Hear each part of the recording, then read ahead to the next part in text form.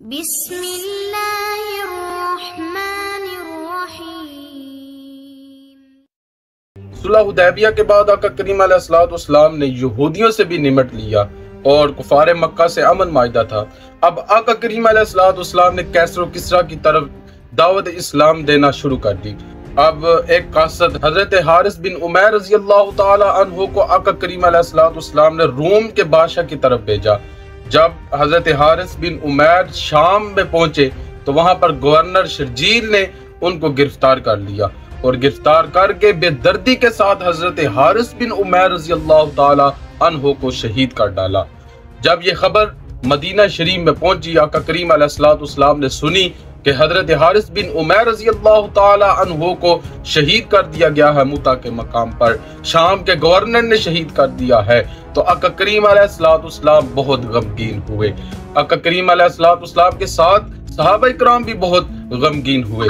آقا کریم علیہ السلام بہت جلال میں آئے اور اب آقا کریم علیہ السلام نے عیسائیوں کے ساتھ جنگ کا اعلان کر دیا۔ دیکھتے ہی دیکھتے 3000 کا لشکر وہاں پر جمع ہو گیا۔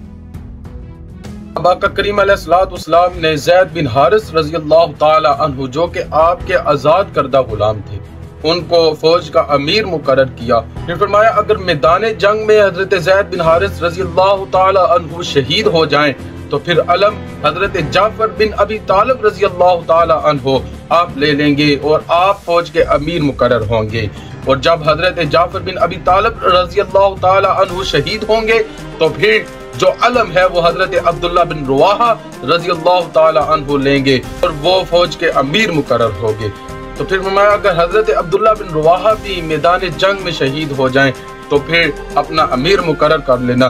اب آقا کریم علیہ السلام نے اپنی عظیم فوج جو کہ 3000 لوگوں پر مشتمل تھی آپ نے روانہ کی۔ اب عیسائیوں کو پتہ چلا کہ مسلمان 3000 کا لشکر لے کر موتا کی طرف آ رہے ہیں، تو شرجیل نے 1,00,000 کا لشکر تیار کیا۔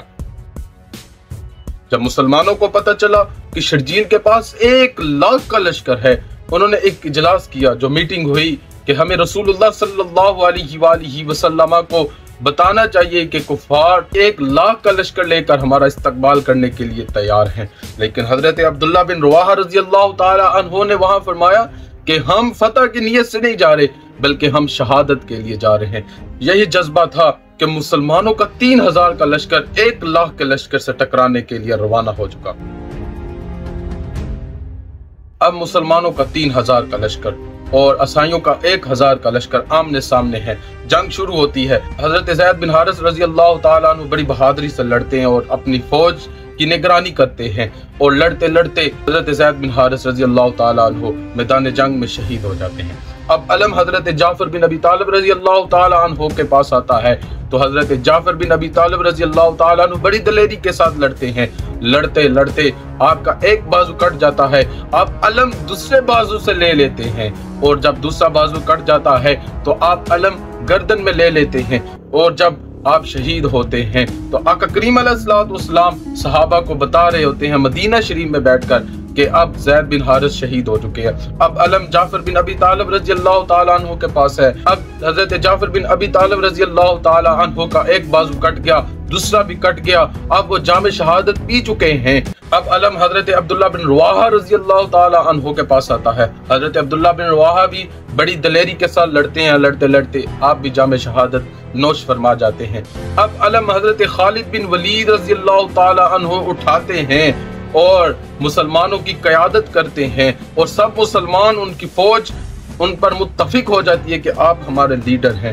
حضرت خالد بن ولید رضی اللہ تعالیٰ عنہ اتنی دلیری کے ساتھ لڑتے ہیں کہ 9 تلواریں ٹوٹ جاتی ہیں۔ حضرت خالد بن ولید کبھی دشمن کی دائیں طرف سے حملہ کرتے ہیں، کبھی بائیں سے کرتے ہیں، کبھی درمیان سے کرتے ہیں، کبھی آگے کبھی پیچھے۔ دشمن حیران ہو جاتا ہے حضرت خالد بن ولید رضی اللہ تعالیٰ عنہ کی یہ لڑائی دیکھ کر۔ اب دشمن بھاگنا شروع ہو جاتے ہیں۔ اللہ تبارک و تعالیٰ نے 3000 کا لشکر جو مسلمانوں کا تھا، 1,00,000 کا لشکر جو عیسائی لے کر آئے تھے، ان پر غالب کر دیا مسلمانوں کو، اور یہ جنگ موتا جو ہوئی اللہ تعالیٰ نے مسلمانوں کو ایک عظیم فتح عطا فرمائی، اور پتہ چل گیا پورے عرب کو کہ مسلمانوں سے ٹکرانا نہیں ہے، کیونکہ مسلمان 313 لے کر 1000 کے لشکر پر حملہ کر دیتے ہیں. مسلمان 700 کا لشکر ہو تو 3000 کے مقابلے میں آ جاتے ہیں اور کفار مکہ کے 10,000 کے لشکر کے سامنے آ جاتے ہیں. تو اب یہ جو سپر پاورز ہے روم کی سپر پاورز، اب مسلمان ان سے بھی ٹکرا چکے ہیں.